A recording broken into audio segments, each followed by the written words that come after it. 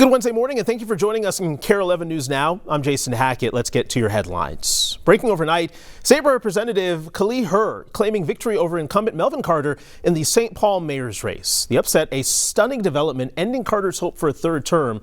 Herr ending up with 47% of the vote. Michelle Beck is in St. Paul this morning with more on this historic win. Yeah, good morning to you guys. A lot of people are probably shocked about the results overnight.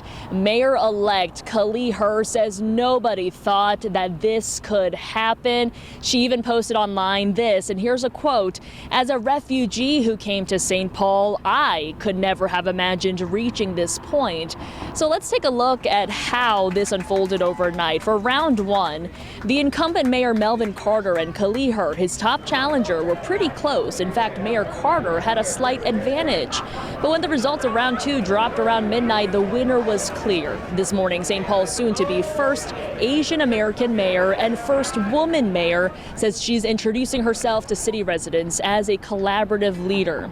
That goes out to anyone who hasn't followed her campaign. It was a short campaign, just 3 months long, only to Representative Herr. It was plenty of time thanks to this piece of advice. I will never not say this, is that Melissa Hortman always told us, you win races by knocking doors. And we knew that if we had the time to knock doors, that we would be able to do it. Nothing that I've ever done alone. Nothing I've ever achieved alone. And so so people should know that they are going to be coming along with me on this journey and in this process. I ran for re-election because I trust this city. We've taken big, enormous risks because we trust this city. And the next step is the same as the last step, and that is to trust this city. The two-term mayor she just beat is also her former boss. Herr served as policy director in Carter's first administration. After getting some sleep, Representative Herr said she will be starting the work of transitioning as soon as today. She says she has to look into which staff she'll bring into her administration so that as soon as January comes, she will be ready to hit the ground running. Back to you.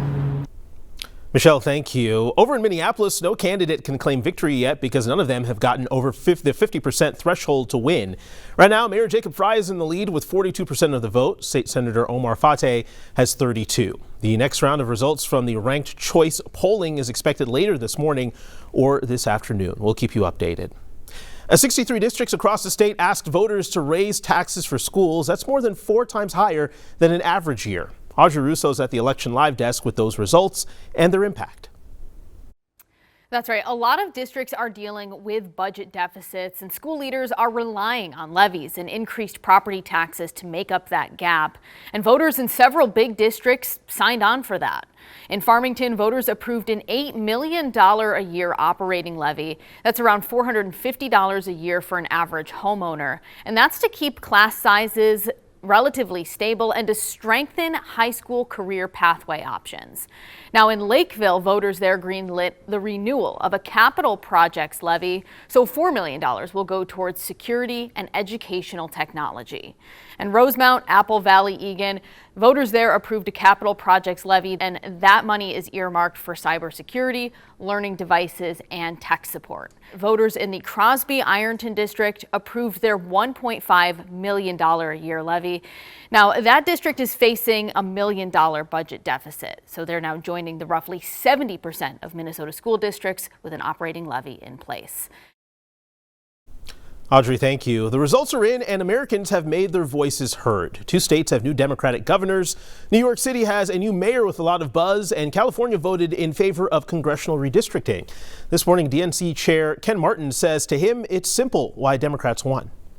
There was a through line, and the through line is that all 3 candidates, Zohran Mamdani, Abigail Spanberger, and Mikey Sherrill, were focused on kitchen table issues, not on gilded ballrooms. They were focused on affordability. How do you actually bring down the cost of goods? How do you actually bring down the cost of people's mortgage and rent and the cost of childcare, and on and on? Now, those wins could play a key role in next year's midterm elections and President Trump's agenda. It all played out against a government shutdown backdrop, but there could be signs of light at the end of the tunnel. NBC's Alice Barr has details from Washington. Hi there. Here on Capitol Hill, at least one Republican senator says he's had bipartisan talks with other rank-and-file members that lead him to believe the government shutdown could end as soon as this week, now that the elections are over, with Democrats claiming big wins.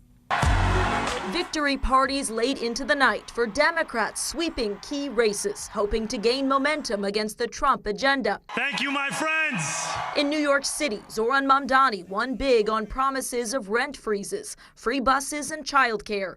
President Trump had threatened to cut off funds to the city if the Democratic Socialist won. In his victory speech, the new mayor speaking directly to the president, telling him to turn the volume up. If anyone can show a nation betrayed by Donald Trump how to defeat him, it is the city that gave rise to him. In neighboring New Jersey, Congresswoman Mikey Sherrill becoming the state's first female Democratic governor, also speaking against President Trump. This nation has not ever been, nor will it ever be, ruled by kings. As Virginia voted in its first woman governor, former Democratic Congresswoman Abigail Spanberger. Virginia chose pragmatism over partisanship. And in California, voters approved a measure to redraw congressional district lines to add more seats for Democrats, countering Trump-backed redistricting moves in red states like Texas. The president weighing in. If you read the pollsters, the shutdown was a big factor, negative for the Republicans. As some senators suggest, Democrats may take their wins as an off-ramp to end what is now the longest ever government shutdown as soon as this week. I feel very confident. That, as the transportation secretary warned, the strain on air traffic controllers going without pay could bring mass flight disruptions and partially closed airspace if the shutdown stretches into next week. President Trump distancing himself from the results, posted overnight that he wasn't on the ballot. Today, he hosts Republican senators at the White House before traveling to Miami for a business summit as the Supreme Court takes up the case today of the legality of his global tariffs. In Washington, Alice Barr, NBC News.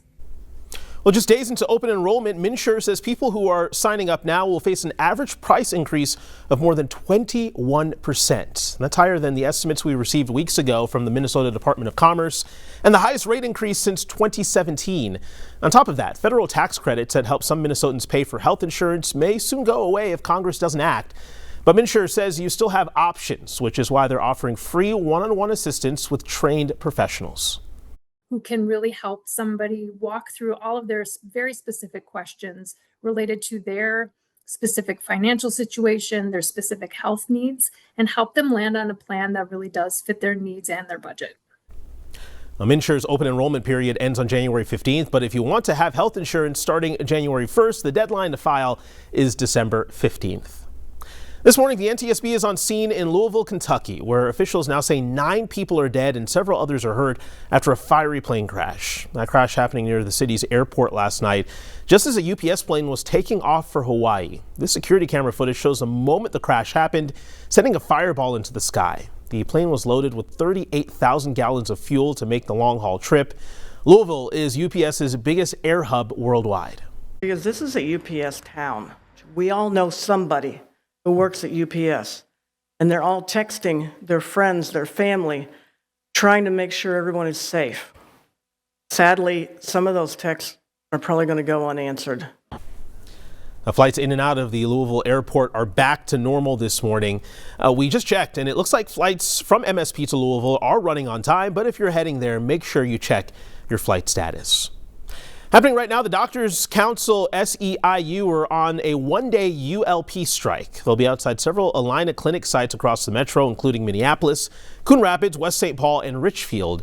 The union says they want fair contracts, safe staffing, and better care. Stick with us. More news and weather coming up right after the break.